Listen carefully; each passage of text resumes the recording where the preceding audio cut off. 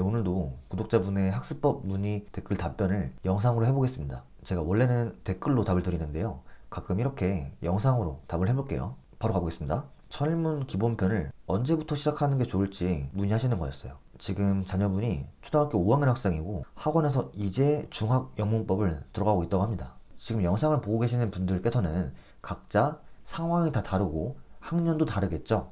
그걸 제가 알기 때문에 각자의 상황에 맞게 스스로 판단할 수 있는 그런 사고방식, 배경지식 그런 것들을 드리겠습니다. 천일문이라는 책이 유명한데 기본편이 근본입니다.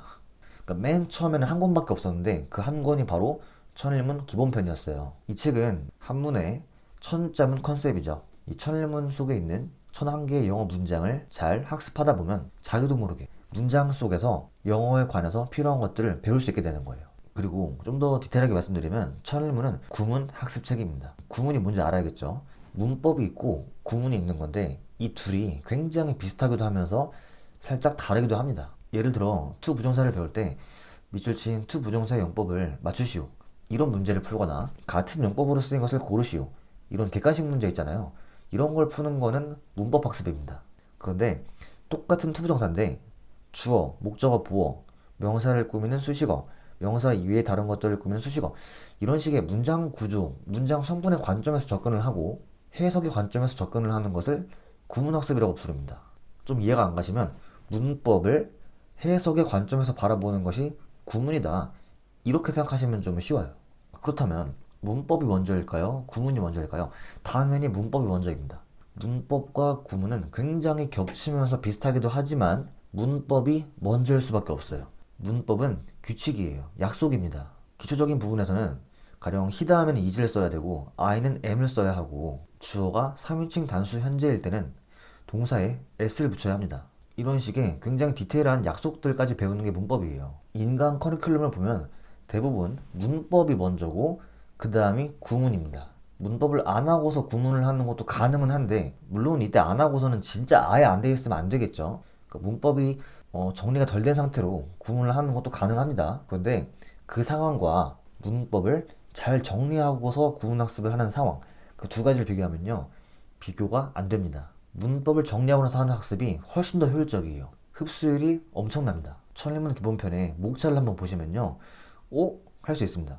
왜냐면 문법을 했을 때 다 배웠던 것들이기 때문입니다. 그러니까 쉽게 말해 문법 학습을 하면서 문장의 오형식, 동사의 시제, 수동태, 조동사, 투 부정사, 동명사, 분사, 관계대명사, 관계부사, 접속사 뭐 이런 것들을 했으면 사실은 천일문 기본편으로 넘어오더라도 관점만 달리하면 되는 거지 내용 자체는 이미 알고 있는 거예요. 그렇기 때문에 문법을 정리를 하는 게 우선입니다. 문법을 완전히 끝내고서 넘어가라까지는 절대 아닌데 문법을 정리를 해놓으면 해놓을수록 나중에 천일문 기본편을 할 때 훨씬 더 수월하고 흡수율이 높아요.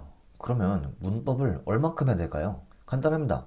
중학 영문법을 하면 돼요. 그 중 1, 2, 3 중학교 전범위, 그게 고등학교 올라가서 1등급을 받기 위해서 필요한 문법의 전부입니다. 적어도 카테고리상으로는 전부예요. 그리고 반드시 문법을 공부할 때 애초에 한 권 안에 다 들어가 있는 책을 하던가 아니면 시리즈라면 자신이 택한 그 교재의 커리큘럼을 다 따라야 돼요. 예를 들어 문법책인데 이게 2권짜리예요. 그러면 그 2권을 다 해야 됩니다. 만약에 3권짜리예요. 그러면 3권을 다 해야 돼요. 근데 이런 경우가 있어요. 한 권 한 권이 너무 두껍다.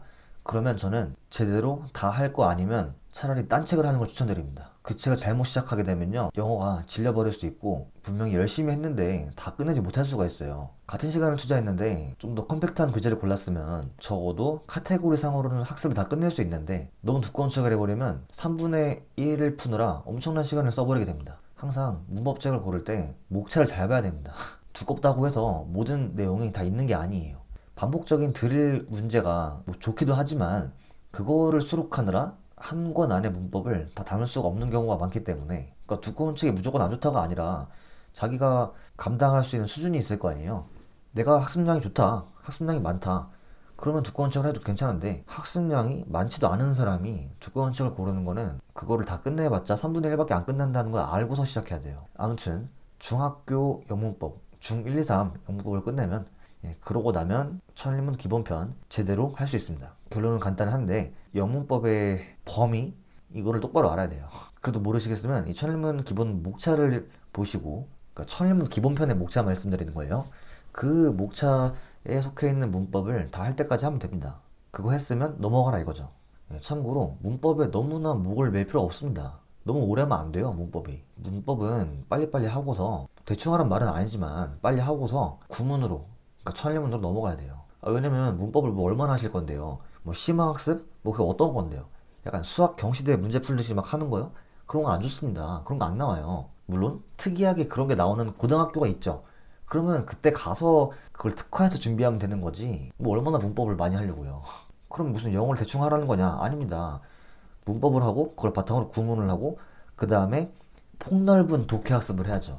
폭넓은 어휘학습을 해야죠. 여러 문장을 듣고 따라 말하고 통함기 해야죠. 예, 그런 게 영어 공부예요.